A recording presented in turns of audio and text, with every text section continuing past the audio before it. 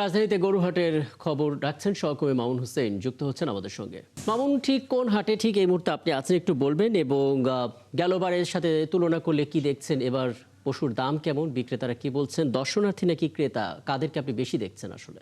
রাকিব, আমি এখন অবস্থান করছি গাবতলীর পশুর হাটে। এখানে কিন্তু সকাল থেকে তেমন গরুর যে বেচাকেনা সেটা কিন্তু এখনো জমে ওঠেনি, ক্রেতাও তেমন দেখা যাচ্ছে না। তবে সময় বাড়ার সাথে সাথে কিন্তু এইখানে বেচাকেনা শুরু হবে বলে আমাদেরকে এখানে যারা বিক্রেতারা রয়েছে তারা কিন্তু আমাদেরকে জানিয়েছে। আমার সামনেই যে একটি গরু দেখা যাচ্ছে, গরুটির নাম কিন্তু ব্ল্যাক ডায়মন্ড। এটি জামালপুর থেকে আনা হয়েছে। এটার দাম প্রায় 12 লক্ষ টাকা কিন্তু চাওয়া হচ্ছে। এছাড়া আমরা ব্যাপারীদের সাথে কথা বলেছি, তারা আমাদেরকে বলেছেন যে ঈদের একদিন বা 2 দিন আগে কিন্তু এখানে পুরোদমে বেচাকেনা শুরু হবে। আমি একজন ক্রেতার সাথে আমি একটু কথা বলতে চাই। আপনি কোথা থেকে এসেছেন এবং কি কি গরু? আমি আদাবার সুইচ গেটেতে আছি। কি কি গরু দেখলেন? এ তো বিভিন্ন প্রজাতির গরু দেখলাম আর কি। গরুর দামটা এবার কেমন? মোটামুটি ভালো।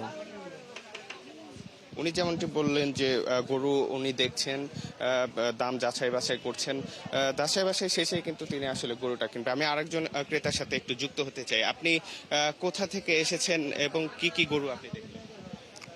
আমি এসেছি কল্যাণপুর থেকে। মোটামুটি গত বছরের তুলনায় এবছর মোটামুটি ভালো বড় গরু উঠছে হাটে। এখনো হাট জমজমাট হয় নাই, তো আমরা আশাবাদী ইনশাল্লাহ আগামীকাল থেকে হাট জমজমাট হবে এবং ক্রেতা বিক্রেতা উভয় শান্তি ও শৃঙ্খলাভাবে হাটে প্রবেশ করবে এবং গরু ক্রয় বিক্রয় করতে পারবে। এবার দামটা আপনার কাছে কেমন? যেহেতু গ্যাস এবং তেলের দাম বাড়তি, সেক্ষেত্রে যারা বিক্রেতা আছেন তাদের গরু হাটে আনতে অনেক খরচ হয়েছে। তো বিগত বছরের তুলনায় এবছর একটু দাম বাড়তে আর কি, এখনো বোঝা যাচ্ছে না। রাকিব, আপনি যেমনটি শুনছিলেন, এবার কিন্তু দাম নিয়ে একটু মিশ্র প্রতিক্রিয়া রয়েছে। গতকালকে আমরা দিয়াবাড়ির গরু হাটে ছিলাম, সেখানে কিন্তু আমরা ক্রেতা বিক্রেতার সাথে কথা বলেছি। তারা আমাদেরকে যেটি জানিয়েছেন যে কেউ বলছেন দাম বেশি, কেউ বলছেন দাম স্বাভাবিক রয়েছে।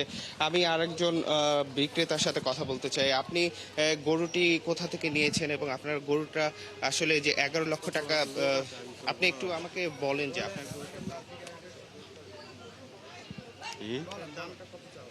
দাম ফিস দেওয়া আছে, ওই দাম হলে বিক্রি করবো।